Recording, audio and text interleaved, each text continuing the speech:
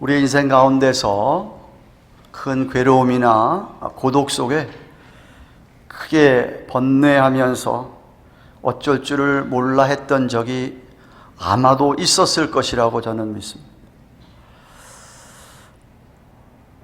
어쩌면 그런 시간을 지금 통과하고 계시는 분도 있을지 모르겠습니다. 예수님께서의 이 땅에서의 33년의 삶 가운데서 가장 힘든 시간을 오늘 본문에서 통과하고 있습니다. 그래서 예수님께서 이 땅에서의 제일 마지막으로 한 기도하는 모습이 오늘 본문에 나타나 있습니다. 공관복음인 마태복음, 마가복음, 누가복음 다 기록되어 있는 사건인데, 누가는 예수님이 오늘 이 기도를 어디에 했는가 기록하고 있지 않지만 마태복음이나 마가복음에서는 겟세마네 동산에서 기도하시는 것이었습니다. 그래서 아주 유명한 겟세마네 동산에서의 기도입니다. 예수님께서 오늘 기도하시는 그 기도 모습을 생각하며 이 본문을 묵상하며 유명한 신학자였던 윌리엄 바클레이는 예수님의 이 기도 모습을 보고 진실로 우리로 하여금 무릎을 꿇게 한다 라고 그의 주석에서 이야기하고 있고, 유명한 신학자인 D.A. 칼슨은 마치 주님의 죽음이 독특하듯이, 유니크하듯이 그의 고뇌도 독특하다. 우리가 주님의 이 기도 앞에 최선으로 할 수 있는 일은 조용히 예배를 드리는 것이다 라고 하였습니다. 참으로 공감이 가는 말씀 적용입니다. 지난 주일에 그 앞에 문단에서 예수님께서 이제 제자들이 다가 자기를 버리고 부인하고 배신할 것을 말씀했을 때에 베드로가 자신만만하게 다 버려도 저는 안 버립니다 라고 했을 때에 네가 오늘 새벽닭이 울기 전에 3번 나를 부인할 거다 라고 예언을 하셨더랬습니다. 그래 예수님께서 그들을 위하여 기도함으로 그들이 나중에 돌이켜서 회복될 것도 말씀해 주셨습니다. 그리고는 그들이 이제 당할 어려움에 대해서 자신들을 디펜스해야 될, 방어해야 할 것을 준비하라고 말씀하셨습니다. 그리고는 이제 자신의 십자가의 죽음을 앞에 두고 마지막 준비를 하는데 바로 기도하는 것이었습니다. 예수님께서는 아마도 정기적으로 감람산이라는 곳에 가서 기도를 하셨던 것 같습니다. 그래서 39절에 보시면 예수께서 나가사 습관을 쫓아, 우리말에 습관을 쫓아하니까 조금 그 뉘앙스가 좀 부정적으로 들릴 수 있는데 NIV에 보니까 as usual, 그러니까 그렇게 늘상 기도하듯이 이런 뜻입니다. 감람산에 가심에 제자들도 따라갔다라고 누가가 기록합니다. 목요일 밤 자정을 넘긴 한밤중으로 생각이 됩니다. 제자들과 함께 감람산 북쪽에 있는 겟세마네 동산, 지도를 한번 올려주시겠습니까? 지도를 보시면 예수님께 제자들과 함께 다락방에서 최후의 만찬을 하신 곳이 저 그림의 왼쪽에 있습니다. 저 예루살렘 도시의 지도입니다. 예수님 돌아가실 당시에 그 다락방에서 제자들에게 그렇게 최후의 성찬식을 하고 그걸 다 끝낸 다음에 오른쪽으로 해서 이제 저 흰놈의 골짜기를 따라서 맨 오른쪽에 보시면은 마운트 오브 올리브, 감람산이 나옵니다. 감람산. 그 감람산 바로 북쪽에 겟세마네 동산이 있죠. 바로 그 예루살렘 성전이 보이는, 성전에서 그리 멀지 않습니다. 그 바로 저기 마운트 오브 올리브라는 그 산의 맨 우쪽에 있는 가든 오브 겟세마네라고 하는 그 겟세마네 동산에서 제 아들을 함께 데리고 가는데 누가는 기록하고 있지 않은데 마태복음이나 마가복음에 보면 11제자를 다 데리고 간 것이 아니었어요. 베드로와 야고보와 요한 세 제자였습니다. 그래서 마태복음 26장 37절 38절 말씀 보시면 베드로와 세베대의 두 아들, 세베대의 두 아들이 바로 야고보와 요한입니다. 을 데리고 가실새 고민하고 슬퍼하사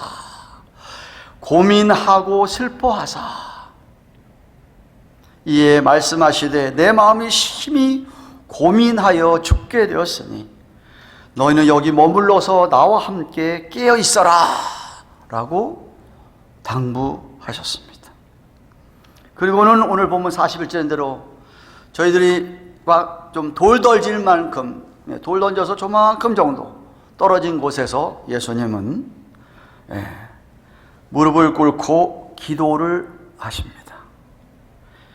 예수의 마음이 심히 고통스러워서 죽을 지경이 되어서 무릎을 꿇고 간절히 하나님 아버지께 기도합니다. 자기 앞에 놓인 십자가를 감당할 수 있게 해달라고 기도하는 것이었습니다. 얼마나 힘쓰고 애써서 간절히 기도했느냐 하면 오늘 44절에 말하기를 땀이 막 비오듯이 쏟아지면 땅에 떨어지는데 누가가 표현하기를 그 땀방울이 마치 핏방울처럼 그렇게 기도했다. 물론 43절에 보면 예수님의 그 기도를 천사가 임해서 그 기도를 힘써할 수 있도록 천사가 도왔다라고 기록하고 있습니다. 오늘 본문에 예수님께서 이 땅에서의 마지막 기도하는 모습을 통해서 저희들은 4가지의 교훈을 얻습니다. 첫째는 예수님의 인성입니다.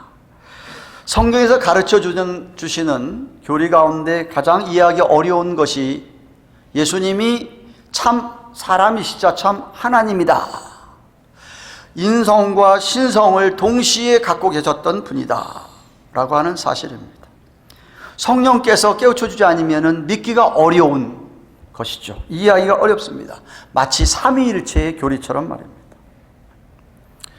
우리가 지금 22장까지 누가복음을 쭉 살펴보고 있습니다만 복음서를 우리가 쭉 살펴본 대로 예수님은 정말 참 하나님의 아들로 메시아로 구세주로 자신을 드러내시면서 계시하시면서 그동안도 많은 증거를 기적들과 그런 것 행하시면서 보여주셨습니다.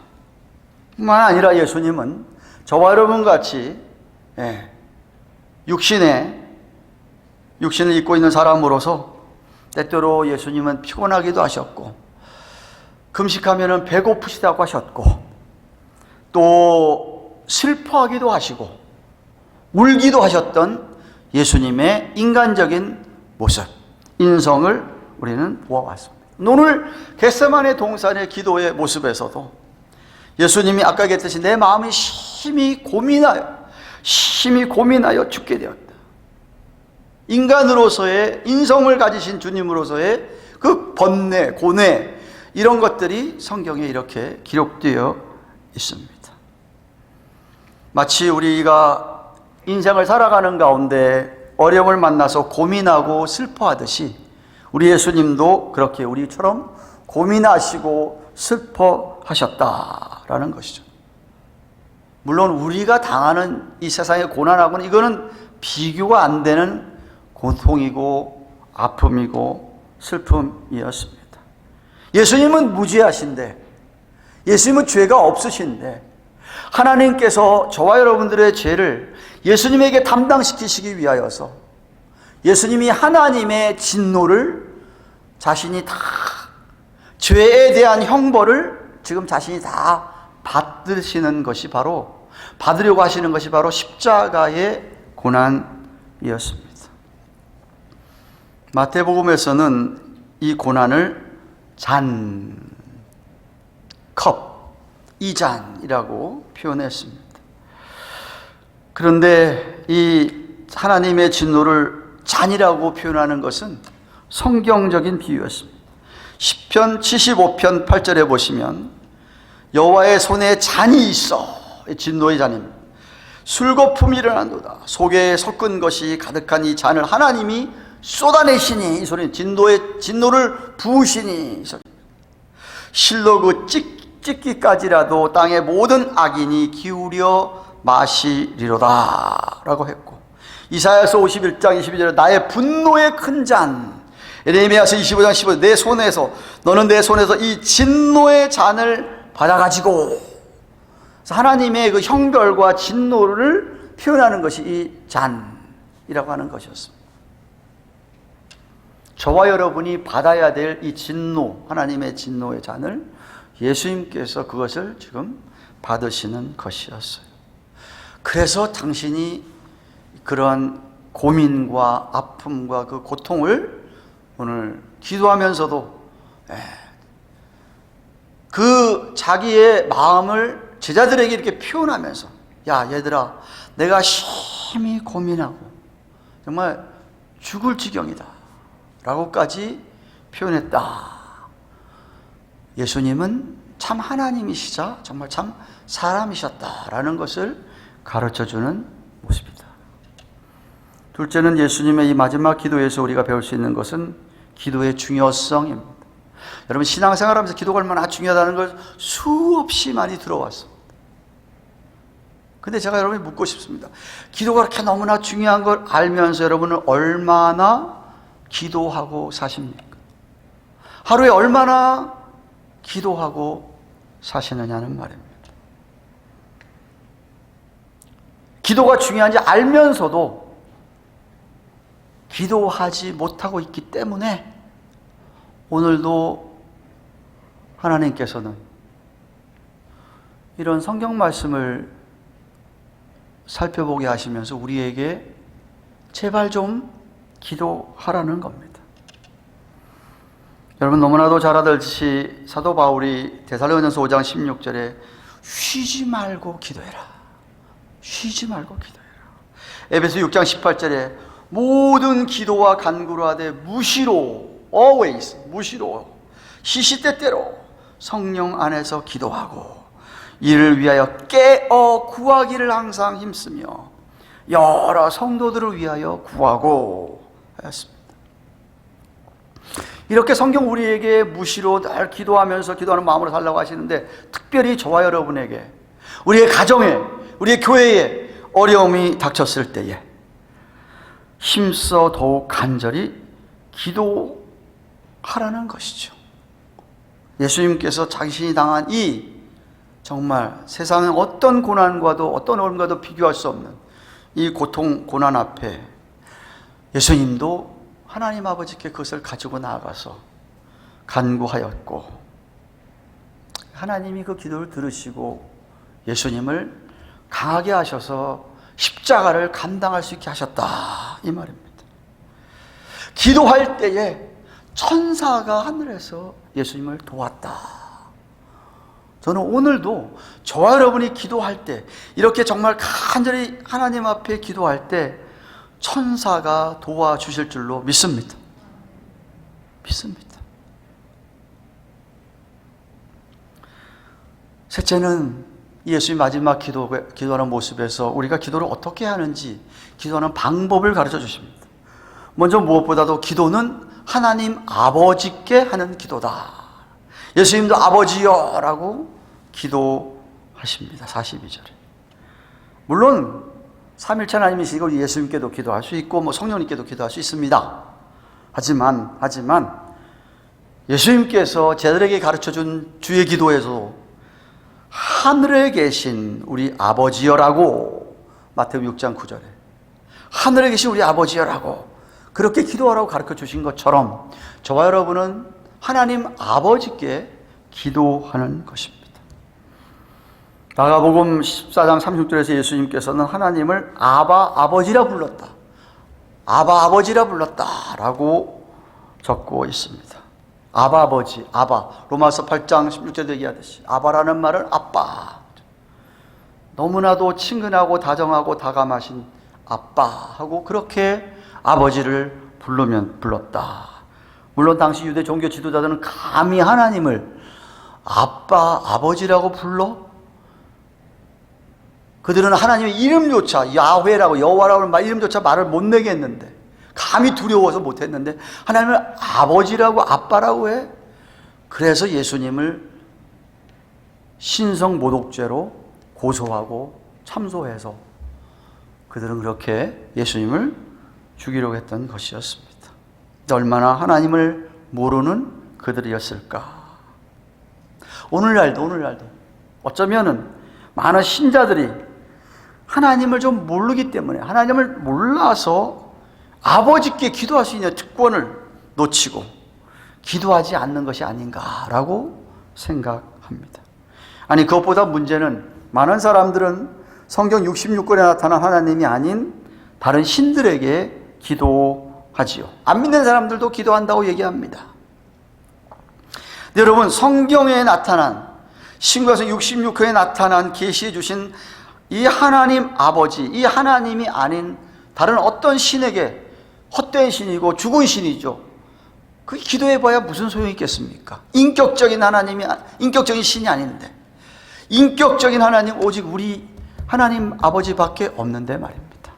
예. 다 사단 마귀가 하는 짓이죠. 속고 있는 겁니다. 또 다른 문제는 많은 신자들이 기도를 그저 형식적으로 한다는 겁니다. 마음을 쏟아붓는 기도가 아니라는 것이, 혹은 사람들이 들으라고 하는 기도, 하나님과 관계없이 진솔하지 못한 어떤 형식적인 기도를 하나님이 들으시겠습니까?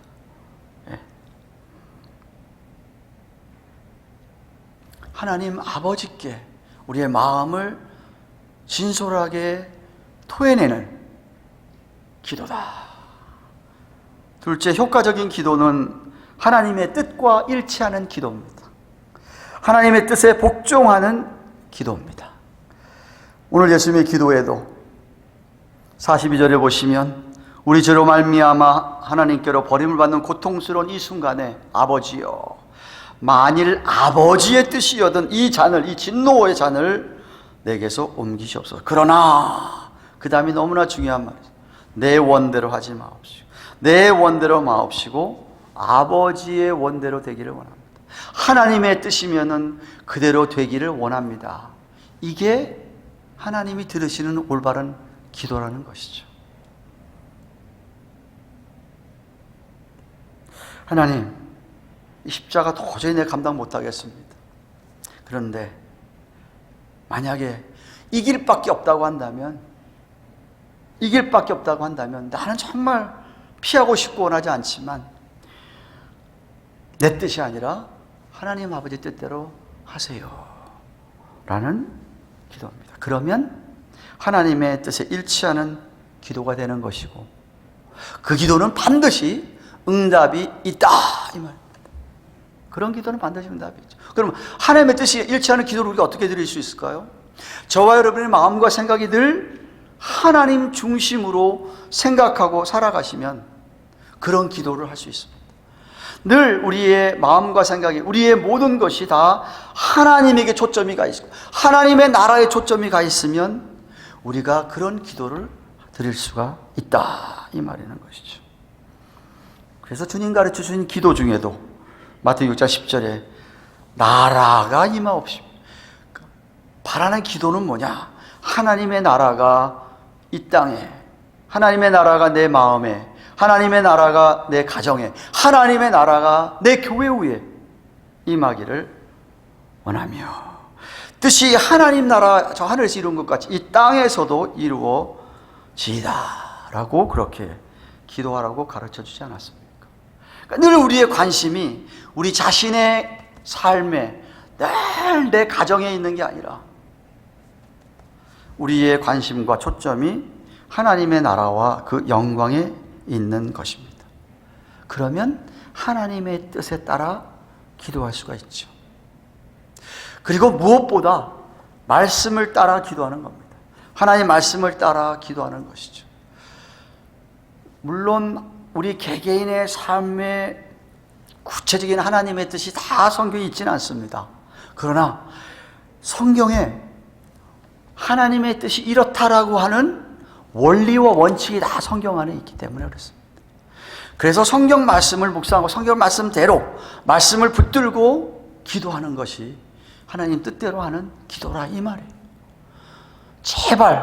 제발 여러분에게 정말 도전하며 부탁드립니다. 여러분의 뜻을 좀 내려놓으세요. 하나님의 뜻입니까? 그대로 되기를 원합니다 라고 하는 예수님의 그런 기도를 본받아 기도할 수 있기를 바랍니다. 또한 어떤 기도는 끈기 있게 기도해야 됩니다. 반복해서 해야 됩니다. 어떤 사람들은 그러죠. 하나님 귀머리가 있는데 그렇게 계속 똑같은 기도를 하고 또 하고 하느냐 라고 하는 분이 계십니다. 그러나 여러분 오늘 겟세마네 동산에서 예수님의 기도를 보시면은 마태복음 26장 44절에 보면은 또 저희를 두시고 나가사 세 번째 동일한 말씀으로 기도하신 후라면 세 번째 동일한 말씀을 기도했다고. 이게 무슨 말인지 아세요? 누가복음에는 상세히 안 나타나는데 마태복음에 보면 예수님이 한참 기도합니다. 무슨 제목 가지고? 하나님 내 원이 아니라 하나님 뜻대로 되기를 원합니다 하고서는 잠시 눈 뜨고 보니까 저 멀리 보니까 제자들이 기도를 안 하고 있어. 아유 저것들 기도 안 하고 있네. 깨워서 그냥 기도해라. 두 번째 또 기도하십니다. 어떤 기도를? 똑같은 기도를. 주여 내 원대로 마옵시고 하나님의 원대로 해주시옵소서. 또 잠시 쉬었다가 또 보니까 제자들은 또 자고 있어. 또 가서 깨웠어. 그리고 세 번째 똑같은 기도로 똑같은 동일한 말씀으로 기도하신 후라고 이야기하고 있습니다. 세 번 반복해서 그 기도를 드린 거예요.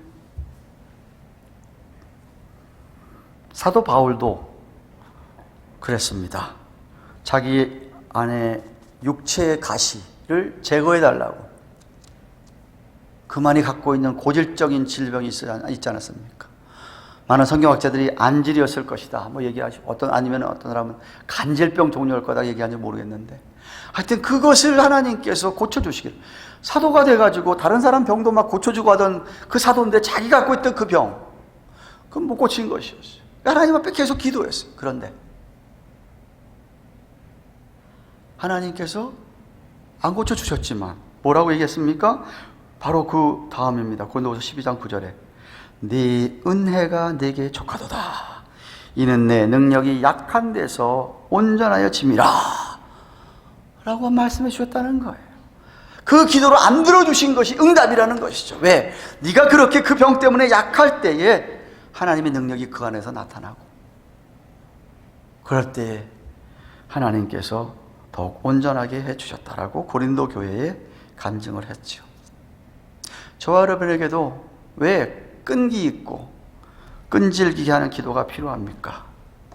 여러분이 세 번이란 숫자 자체도 사실은 완전수에 가까운 거니까 하나님이 이게 뜻이면은 이루어달라고 하는 그런 기도를 끈기 있게 하면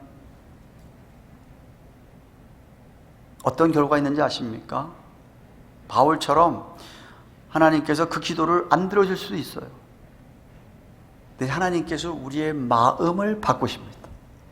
끈기 있게 기도하면 하나님께서 우리의 마음을 바꾸신다 이 말이죠. 그래서 이 어려움을 하나님께서 내게서 물리쳐 주길 바라는데 우리 끈기 있게 기도하면 그것이 어려움이 내게서 없어지지 않지만 그 어려움 때문에 내가 강해져가지고 그 어려움을 내가 돌파할 수 있게 하신다 이 말이죠. 기도할 때 때로는 우리가 간절히 기도하잖아요. 끈기 있게 기도하잖아요. 그러면 하나님께서 그렇게 강청하는 기도가 끈기 있게 기도하면 그 기도를 바꾸게 하십니다. 바꾸게 하시죠. 그렇게 기도하지 말고 이렇게 기도하는 거구나. 그래서 우리가 끈기 있고 끈질기게 기도할 필요가 있다 이 말입니다. 기도를 바꾸게 하셔서 응답하실 때도 있다. 그래서 응답을 기대하면서 믿음으로 우리가 기도해야 합니다. 이사야서 55장 8절 9절에 얘기했듯이 우리 생각은 하나님 생각과 우리 생각이 다르다. 그죠? 하나님 일과 우리 기가 다를 수 있다. 그런 것이죠. 우리가 기대하는 대로 응답이 오지 않을 수도 있습니다. 그러나 기도하면 하나님께서 어떤 방법으로든 응답하실 것을 믿음으로 기대하면서 기도해야 한다는 말씀입니다. 하나님 아버지께서는 주님께서 가실 그 십자가의 길이 정해진 것이기 때문에 마땅히 그 고통의 잔을 마셔야 하지만, 너는 피할 수 없다고 마시라고 하시지만, 그렇게 세 번씩 기도해도 하지만, 주님께서 그것을 감당할 수 있는 힘을 그 기도를 통해서 천사들이 기도를 도와주시고 하면서, 그래서 예수님은 그 감당할 힘을 얻으셨다, 이 말입니다. 히브리서 기자가 이런 주님의 겟세마네 동산의 기도의 모습을 이렇게 표현한 것입니다. 히브리서 5장 7절에서 8절입니다. 그가 육체에 계실 때에 자기를 죽음에서 영일 구원하실 이에게 심한 통곡과 눈물로 간구와 소원을 올렸고 그의 경외하심을 인하여 들으심을 얻었느니라. 응답 받았다고 얘기합니다. 그가 아들이시라도 받으신 고난으로 순종함을 배워서 기도하시면서 마지막까지 순종할 수 있었다. 예수님의 이 땅에서의 마지막 기도에서 우리가 뭘 배울 수 있습니까? 끝으로 우리는 육신의 연약함을 깨달아야 합니다. 아마도 11제자들 가운데서 예수님이 더 사랑했던 세 제자 베드로와 야고보 요한을 데리고서 그렇게 같이 올라가셔서 얘들아 저쪽에서 너희들은 기도하라 하고 그들로 하여금 기도하게 하셨습니다. 그런데 기도하고 잠시 보니까 오늘 본문에도 45절 36절쯤에 기도 후에 일어나 제자들에게 가서 슬픔을 인하여 잠든 것을 보시고, 아마도 슬픔이라고 하는 것이 예수님이 이제 자신이 곧 죽겠다는 말씀을 자꾸 하시니까 너무 슬펐던 거예요, 제자들. 그래서 어쩌면 자포자기했는지도 모르겠어. 기도하라 그랬더니 그냥 그 슬픔을 못 이기고 자포자기하면서 그냥 잠을 잔 것 같습니다. 인간이 왜 연약합니까? 죄성으로 인하여서 타락하였고 우리 육신은 자꾸 하나님을 향하여서 거역하려는 그런 죄성을 가지고 있습니다. 비록 성령의 인침을 받고 중생한 저와 여러분들 변화를 받아서 조금 덜하지만 그래도 여전히 연약합니다. 그래서 이것을 이길 수 있는 해결책이 뭐냐? 깨어서 기도하는 것이에요. 깨어서 기도하는 겁니다. 만약 그렇지 않으면 시험에 든다고, 예수님 말씀, 시험에 든다고. 그래서 여러분 아신 대로 제자들 다 시험에 빠졌지 않습니까? 다 실패하고 말았습니다. 제자들이 실패한 그 패턴을 살펴보면요, 이런 겁니다. 먼저는 자신만만한 자만에 빠졌습니다. 그죠? 절대 안 버립니다. 자만에 빠졌던 베드로의 모습 지난주 설교에서 기억하시죠? 자만했습니다. 예수님 좀 기도하고라. 깨어서 기도하지 못해서 그냥 잠들었습니다.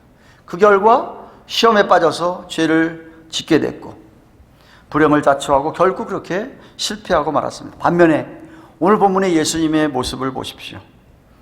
예수님께서 승리하셨지 않습니까? 어떻게 승리하셨습니까? 예수님은 하나님 앞에 자만하지 않고 겸손하셨습니다. 깨어 기도하셨습니다. 하나님의 능력을 그래서 힘있게 되어서 시험을 이기시고 결국 십자가까지 순종하게 되셨습니다. 그러니까 하나님께서 사흘 만에 부활하게 하시고 하나님 보좌 우편에서 영광 받으시는 자리에까지 올라가셨습니다. 이 둘 제자들과 예수님의 영적인 실패와 영적인 성공을 보면 무엇이 그들에 하여금 영적으로 실패하게 했는가를 잘 배울 수가 있고 어떻게 하면 저와 여러분이 승리할 수 있는가도 잘 보여주고 있습니다. 사랑하는 가든교회 성도 여러분, 말씀을 맺습니다. 짧은 시간에 많은 것을 말씀드린 것 같은데 여러분, 하나도 잊어서는 안 되는 교훈들입니다.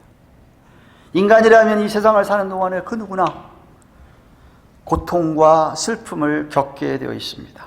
그것들을 어떻게 이겨나갈 것인가 하는 것에 대한 해답이었습니다. 우리가 당하는 모든 어려움, 연약함, 고민, 슬픔, 예수님도 이 땅에 오셔서 인간의 몸을 입고 오셨기 때문에 그런 모든 아픔, 고민 다 통과하신 분이었습니다. 그래서 너무나도 우리를 잘 이해하시는 분이죠. 솔직히 이 세상을 살아가면서 아무런 고민이 없는 사람이 어디가 있습니까? 아무런 어려움이 없는 사람이 어디가 있겠어요? 왜 우리에게 고민이 있고 어려움이 있습니까? 하나님 앞에 무릎 꿇고 기도하라. 기도하라. 그런데도 기도하지 않느냐? 그러면 시험에 빠진다 이거죠.